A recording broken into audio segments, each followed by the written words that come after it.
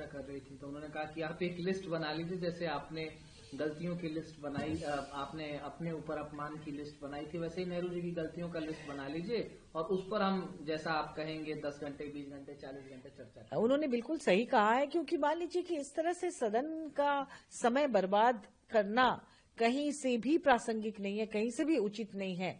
सही मुद्दों पर बात होनी चाहिए जिससे देश का विकास हो। ऐसी बातों से देश का विकास नहीं होता, नफरत फैलती है।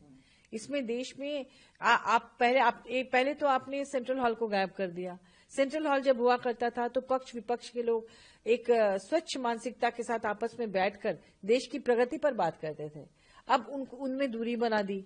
हमारे यहाँ जो पार्लियामेंट में छोटे छोटे ड्राइंग रूम टाइप के रूम्स हैं जिसमें 10 सांसद साथ में बैठे तो वो लगता है कि कितनी भीड़ हो गई है।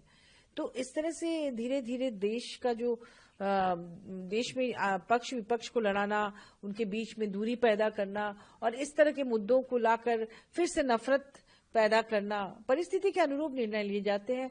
उस समय की परिस्थिति जैसी थी उसके अनुरूप जो निर्णय लिया गया होगा उसे याद करके हमें अभी के माहौल को खराब नहीं करना चाहिए। आगे वो